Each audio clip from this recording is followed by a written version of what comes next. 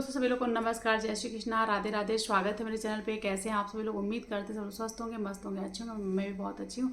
दोस्तों, आज की जो वीडियो है, पितृपक्ष की शुरुआत कब हो रही है 2025 में, इसका समापन कब हो रहा है, महिलाओं को किन किन बातों का ध्यान रखनी चाहिए, क्या करना चाहिए, क्या नहीं करना चाहिए, तो सारी बातों को जानने के लिए वीडियो में आप लोग पूरा बनेगा। वीडियो को पूरा वॉच करिएगा और जितने नए लोग हैं चैनल को सब्सक्राइब करके बेल आइकन को प्रेस कर लीजिएगा ताकि आप लोग को मेरे वीडियो की नोटिफिकेशन सबसे पहले मिल जाया करे। तो चलिए वीडियो को स्टार्ट करते हैं।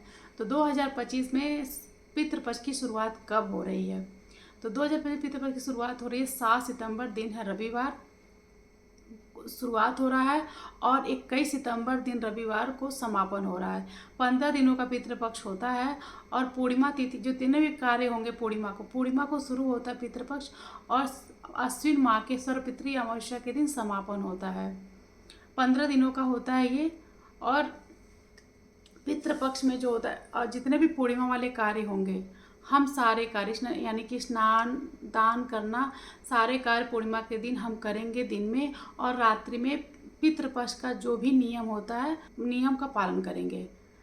तो पूर्णिमा तिथि से शुरू होता है और अश्विन माह के अमावस्या पे समापन होता है। सर्वपितृ अमावस्या को समापन होता है और अगले दिन से सर्वपितृ अमावस्या के अगले दिन से प्रतिपदा तिथि प्रारंभ हो जाती है और तो हमारी शारदीय नवरात्रि स्टार्ट हो जाती है। तो पितृपक्ष में किन किन बातों का ध्यान रखना चाहिए महिलाओं को? सबसे बड़ा क्वेश्चन होता है कि क्या हम पितृपक्ष के दौरान घर में पूजा कर सकते हैं? तो जी हाँ, हम घर में पितृपक्ष के दौरान घर में पूजा कर सकते हैं। हम पूजा घर में उपवास नहीं रख सकते हैं। हम दीपक जला सकते हैं, पूजा कर सकते हैं। बड़े अनुष्ठान नहीं कर सकते हैं, जैसे बड़े अनुष्ठान, बड़े पूजा पाठ, जैसे घर में कोई मांगलिक कार्य नहीं कर सकते। बाकी आपकी जो पूजा है घर में, आप दीपक जलाना, पूजा पाठ कर सकती हैं। हाँ, कुछ लोग के वहाँ जल नहीं दिया जाता सूर्य भगवान को, क्योंकि कहा जाता है कि जो हम जल देते हैं वो जल हमारे जो पितृ लोग हैं वो लोग ले लेते हैं। तो कुछ जगह जल नहीं दिया जाता, कुछ लोग जल देते हैं। बाकी आप लोग के वहाँ जो नियम होगा वो आप लोग करिएगा। तो हो गया ये चीज़ आपको कि पितृपक्ष में पूजा करना चाहिए कि नहीं करना चाहिए। हाँ, पितृपक्ष में पूजा करनी चाहिए, कर सकते हैं पूजा पाठ, क्योंकि अपने घर को हम उपवास नहीं रख सकते हैं। ये हो गया। पितृपक्ष में क्या हम बच्चों का बर्थडे मना सकते हैं? तो जी हाँ, बच्चों का बर्थडे मना सकते हैं। और पितृपक्ष में क्या हम तीर्थ स्थल पे जा सकते हैं? बिल्कुल, पितृपक्ष के दौरान आप तीर्थ स्थल पे, मंदिरों में आप जा सकते हैं। महिलाओं को जो अपने खुद के लिए जैसे नए कपड़े, नए नए जेवर, गहने, ये सब चीज़ों से को नहीं खरीदना चाहिए। इन सब बातों का ध्यान रखना चाहिए। बाकी बच्चों का बर्थडे पड़ा, बच्चों को आप सेलिब्रेट कर सकते हैं। नए कपड़े अगर पहले ही ले लिए हैं तो ठीक, अगर नहीं ले पाए हैं तो आप कपड़े ले सकते हैं और अपना बच्चों को पहना सकते हैं। ये काम आप कर सकती हैं। उसके बाद से कुछ होता है महिलाओं को कि, और हाँ, एक चीज़ का और ध्यान रखिएगा, महिलाएं इन 15 दिनों में अपने हेयर कट नहीं करवाएंगी। हेयर कट बिल्कुल 15 दिन में नहीं करवाना चाहिए। बाकी अगर वर्किंग लेडी हैं तो अपना थ्रेडिंग करा सकती हैं, लेकिन बाल पक्का मत कटवाइएगा। बाल नहीं है, हेयर कट बिल्कुल नहीं करवाते हैं। और पितृपक्ष में जैसे जितना आप हो सके तो दान पुण्य करें, जितना दान करें, फल का दान करें, कपड़ों का दान करें, किसी गरीब की मदद करें। से जितना आप दान करें, गरीबों की मदद करें, किसी भूखे को भोजन कराएं, इतना जितना आप इस सब का कार्य कर सकते हो उतना आप लोग कर सकते हैं, करिए। हाँ, अगर ये सब चीज़ों का जो हम क्या नहीं करना चाहिए, इन सब नियम का आप पालन करते हैं तो कहीं ना होता है ना कि अगर हम नहीं कर पाते तो कहीं ना कहीं होता है ना, पितृ दोष लगता है। पितृ दोष कहीं ना कहीं हमारे घर में होता है। तो ये वजह यही सब होता है कि हमने क्या गलती कर दी। तो गलतियाँ यही सब हो जाती हैं अगर हम हेयर कट करवा लेते हैं। अगर हम कुछ जो नियम है वो चीज़ हम नहीं पालन कर पाते तो कहीं ना कहीं हमारे घर में पितृ दोष लग जाता है। तो अगर इन सब नियम का पालन करेंगे तो कहीं ना कहीं आपके घर में सब कुछ सही रहेगा, सब कुछ सुख शांति समृद्धि बनी रहेगी। और जो चीज़ें पितृपक्ष के दौरान की जाती है खुद के लिए की जाती हैं। ये नहीं कि अरे हम करना पड़े, नहीं, खुद के लिए किया जाता है। और आपको क्या करना चाहिए पितृपक्ष में? आप जितना दान कर सकते हैं, फल फ्रूट का और कपड़े का, किसी भूखे को भोजन कराने का, किसी की जो ज़रूरतमंद है उसको मदद करना, जितना आप तब ये सब कार्य कर सकते हैं उतना ही आपके लिए बहुत ही अच्छा होता है और बहुत ही पुण्य का कार्य होता है। कहा जाता है इन 15 दिनों में, मतलब ये कहा जाता है कि जो हमारे पितृ लोग होते हैं ये हमारे इर्द गिर्द ही किसी पशु पक्षी के रूप में वो लोग रहते हैं और कहीं ना कहीं जो भी कार्य हम करते हैं वो देखते हैं। घर में प्याज लहसुन का भोजन नहीं बनाना चाहिए। मांस मछली तो दूर की बात है, प्याज लहसुन का भी भोजन, सात्विक भोजन बनना चाहिए इन 15 दिनों में। ठीक है, बाकी जो लोग प्याज लहसुन खाते हैं, जिनके मतलब नहीं घर में पति लोग होते हैं, गुस्सा करते हैं, नहीं मतलब ऑफिस जाना, तो आप प्याज लहसुन का मतलब भोजन बना सकती हैं, लेकिन मांस मछली तो बिल्कुल भी घर में ना बनाए तो बचे रहें। कि इस समय सात्विक भोजन ही बनता है, क्योंकि जो भोजन हम बनाते हैं तो उस भोजन को थोड़ा हम घर मतलब रखते भी हैं पितृ के लिए, तो कहीं उसके लिए हमें सात्विक भोजन घर में बनाना ही बनाना होता है। और क्या नहीं करना चाहिए कि पितृपक्ष के दौरान आप घर में जो है फ्रिज में आटा गूंथ के ना रखें। आटा गूंथ के मत रखें फ्रिज में, रात्रि में आटा गूंथ के ना रखें। अगर आटा बच भी जाता, रखते भी हैं, तो उस पर छाप लगा के रखें, ताकि वो पिंडी रूप में मत रखें, बहुत अशुभ माना जाता है। ये हो गया क्लियर। और एक चीज़ और क्या नहीं करना चाहिए पितृपक्ष के दौरान आपको, मतलब आप लोग बासी खाना मत खाइए तो सही है। जितना कम खाना बन जाए ठीक है, लेकिन खाना बहुत बचा करके रात्रि में रखना, और सुबह खाना मतलब ये कार्य बिल्कुल मत करिएगा, क्योंकि वो खाना पितृलोक का हो जाता है। जो खाना रात्रि में बचता है पितृपक्ष के दौरान, वो खाना हमारे कहा जाता है कि पितृलोक का हो जाता है।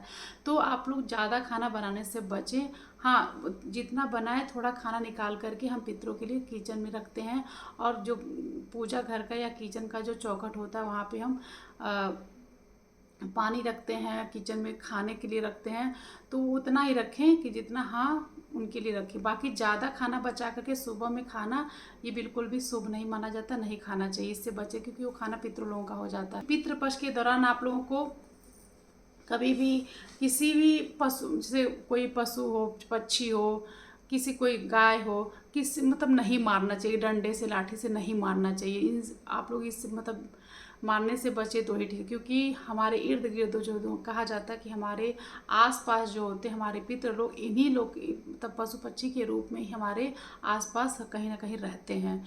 तो आप लोग पशु पक्षियों को तो कभी नहीं मारना चाहिए, लेकिन 15 दिनों में खास ध्यान रखें कि गलती से भी मतलब ये सब कार्य ना करें तो ठीक है। उसके बाद से पितृपक्ष के दौरान क्या कार्य करने चाहिए, ये आप लोग को ये भी जान लीजिए। पितृपक्ष के दौरान आप लोगों को दान पुण्य करना, गरीबों की मदद करना, भोजन कराना, किसी ज़रूरतमंद की मदद करना, तो ये सब कार्य आप लोग को जरूर करना चाहिए, जितना हो सके ये कार्य करना चाहिए। बाकी जो लोग पानी दे रहे हैं, जैसे अपने पितृ लोगों को, तो जो भी कार्य करते हैं आप लोग तो दक्षिण मुख होकर के करें। जैसे जो भी दान पुण्य कर रहे हैं, जो भी पितरों लोग के पानी दे रहे हैं, तो दक्षिण मुख होकर के देना चाहिए। और जो लोग पितरों को पानी दे रहे हैं, वो लोग सुबह में उठते हैं, नहा धो करके पितृ लोगों को जल में कुछ काला तिल और कुसा से तर्पण करते हैं। आप खुले में छत पे जाकर के, आंगन में, बालकनी में आप ये कार्य कर सकते हैं, क्योंकि कहा जाता है खुद के लिए किया जाता है, ना कि किसी और के लिए किया जाता है। खुद के लिए लोग अच्छा होता है करना। घर में अगर कहा जाता है कि कुछ लोग होते हैं ना कि और ये भी कहा जाता है बड़ा बेटा अगर देता है तो वो ऐसा नहीं कि अगर 3 बेटे हैं 4 बेटे हैं तो सब लोग को देना पड़ता पानी, नहीं। अगर बड़ा बेटा है तो वो दे, तो वो एक ही बेटा दे तो सही है। लेकिन अगर सब लोग अलग अलग हैं तो आप अपने हिसाब से आप लोग कर सकते हैं। खुद के लिए करना बहुत सही होता है, ये नहीं कि वो दे रहे हैं तो हम क्यों दें, ऐसा नहीं, आप लोग कर सकते हैं। कोई सुबह सुबह के टाइम में तो नहा धो करके खुले छत में जा करके बालकनी में आप पितरों को अपने तर्पण कर सकते हैं। पानी देना, कुसा और तिल से उनको तर्पण कर सकते, दक्षिण की तरफ मुख करके ये कर सकते हैं। और एक बात का और खास ध्यान रखिएगा कि रात्रि में जब आप लोग भोजन बनाते हैं तो पितरों के लिए भोजन निकाल के किचन में ज़रूर ढक के रख दिया करिएगा। थोड़ा ही रखिएगा, ढक करके ज़रूर रखिएगा। और जो भी दरवाजे का आपका पूजा का चौका घर हो, पूजा का घर का दरवाज़ा हो, किचन का दरवाज़ा हो, तो आप 1 गिलास पानी जो है, किसी कहते हैं ना कि जो पीढ़ा होता है, जैसे पीढ़ा कहते हैं, पाटा कहते हैं, जो भी चीज़ें आप लोग को कहा जाता होगा, उस पर 1 गिलास लोटा पानी भर के, जो भी चीज़ें, पात्र हो, गिलास हो, लोटा हो, पानी भर के जरूर रखना चाहिए रात्रि में। और आप अपने घर के बाहर सुबह मतलब घर के बाहर जल का छिड़काव भी कर सकते हैं रात्रि में, ठीक है। और सुबह में एक बात और होता है कि उस जल का, उस भोजन का हम क्या करेंगे जो रात्रि में हम रखते हैं। तो जो रात्रि में हम भोजन रखते हैं और जल रखते हैं, तो आप जो भोजन रखे हुए हैं रख करके, वो भोजन पशु पक्षी को दे सकते हैं, गाय को खिला सकते हैं। और जो जल रखे हैं ढक करके, वो जल अपने पौधों में मतलब अपने प्लांट में बाहर आप गिरा सकते हैं, सिंक में गिरा सकते हैं। पितृपक्ष के दौरान घर में कलह ना करें, झगड़े ना करें, इन सब चीज़ों से ज़रूर बचें। करना है पितृ दोष से कहीं ना कहीं हमको बचना है। तो इन सारे नियम को जो मैं बताई, इस सारे नियम को कहीं ना कहीं हमको पालन अगर करते हैं तो हम पितृ दोष से बच जाते हैं। और अगर नहीं करते, कहीं अगर इसमें गलतियां होती तो हम कहते हैं ना कि अरे कौन सी गलती हो जाती, हम बड़े परेशान रहते हैं, पितृ दोष लग जाता है, घर में ये दोष है, पितृ दोष है। तो कहीं ना कहीं हमारी यही गलतियां होती हैं। इन 15 दिनों में अगर हम जो चीज़ें हमको नहीं करना होता वो कार्य हम कर देते हैं, जैसे बाल कट करवाना, प्याज लहसुन का सेवन करना, तो ये सब कार्य ना करें तो ही ठीक है। और जितने मतलब इन सब जुड़े धार्मिक कार्य, जैसे दान पुण्य करना, तर्पण कर, ब्राह्मण को भोजन कराना, और हाँ, जैसे ब्राह्मण आप जिस दिन श्राद्ध तिथि हो आपके पूर्वज की, उस दिन ब्राह्मण को बुला के घर में खीर पूड़ी का जो भी उनको पसंद हो वो उनको सात्विक भोजन कराना जरूर चाहिए। इससे हमारे पितरों को मोक्ष प्राप्त होता है और कहीं ना कहीं उनका आशीर्वाद हमारे वंशज पे बना रहता है। पितृपक्ष के दौरान आप लोगों को इन सारी बातों का जरूर ध्यान रखना चाहिए। एक बात और बता देती हूँ कि इस बार बड़ा कन्फ्यूजन बना हुआ है कि पितृपक्ष की शुरुआत 6 तारीख हो रही है क्या 7 तारीख हो रही है। तो जी नहीं, पितृपक्ष की शुरुआत 7 तारीख हो रही है, क्योंकि जो पूर्णिमा तिथि लग रही है वो पूर्णिमा लग रही है 7 सितंबर दिन रविवार रात्रि में, देर रात्रि 1:41 पे लग रही है, और 7 तारीख को ही रात्रि 11:38 पे समापन हो रहा है। तो पूर्णिमा तिथि 7 तारीख को ही और पितृपक्ष की शुरुआत भी 7 तारीख हो रही है, 6 तारीख को नहीं, क्योंकि 7 तारीख को देर रात्रि 1:41 पे पूर्णिमा तिथि प्रारंभ हो जा रही है। इसलिए पितृपक्ष की जो शुरुआत है 7 तारीख से होगी।